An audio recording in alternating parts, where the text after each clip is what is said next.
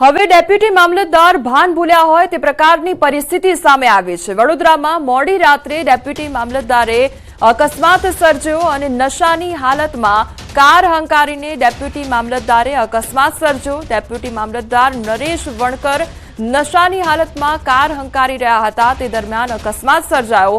Jetalpur bridge પાસે રોડની સાઈડમાં કાર અથડાયા બાદ નશાની હાલતમાં મળી આવ્યો ડેપ્યુટી મામલતદાર। ત્યારે અકોટા પોલીસે નાયબ મામલતદારને પકડીને કાર્યવાહી હાથ ધરી છે।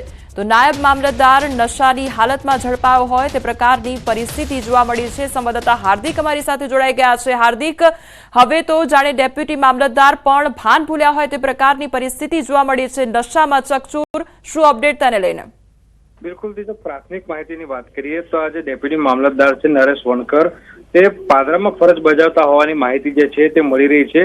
ગઈકાલે તેમને નશાની હાલતમાં હાઈ વોટર ડ્રામા સર્જ્યો હતો અને ત્યારબાદ ગંભીર પ્રકારનો જે અકસ્માત છે તે નિર્ણયો ખાસ કરીને વાત કરીએ તો જ્યારે તેઓ નશાની હાલતમાં અકસ્માત સર્જ્યો હતો ત્યારે પોલીસ સ્થળ પર પહોંચી હતી અને પોલીસે જોયું હતું કે આ જે નરેશ વણકર છે તેને કોઈ પણ પ્રકારનો હોશ નહોતો।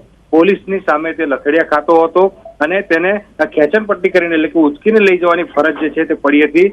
અત્યારે જે પોલીસ છે તેમના દ્વારા આજે નરેશ વણકર છે તેના વિરુદ્ધ જે કાયદેસરની કાર્યવાહી છે તે હાથ ધરવામાં આવી છે। હવે જે ખાતાકીય તપાસ છે તે કરવામાં આવશે અને ત્યારબાદ આજે કલેક્ટર છે તેમના દ્વારા આ નાયબ મામલતદાર છે તેના વિરુદ્ધ જે કાર્યવાહી છે તે કરવામાં આવનાર છે। જી હાર્દિક, સમગ્ર માહિતી બદલ આપનો આભાર।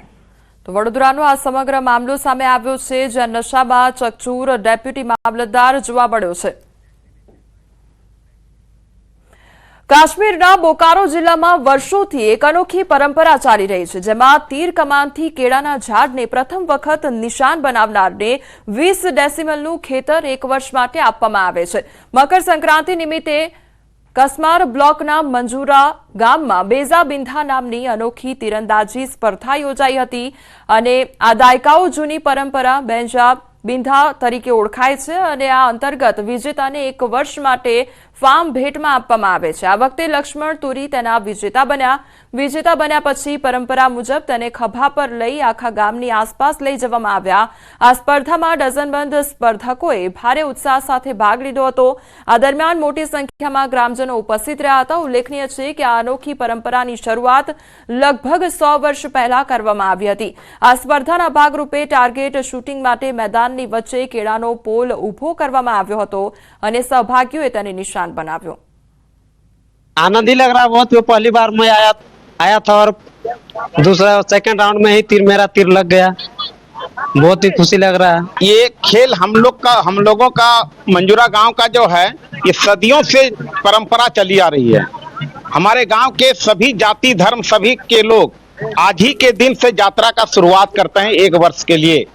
आज जो खरमास जैसे ही खत्म होता है और हम लोग का यात्रा शुरू हो गया, प्रारंभ हो गया। नदी नहाने स्नान नहाने के लिए पूरे गांव को मातो लोग के साथ भजन कीर्तन के साथ जाते हैं। नदी से स्नान करके आते हैं। उसके बाद मातो घर दही चीरा खाते हैं। उसके बाद 2-3 बज जाता है उस समय केले का थम लेके हम लोग यात्रा के लिए निकल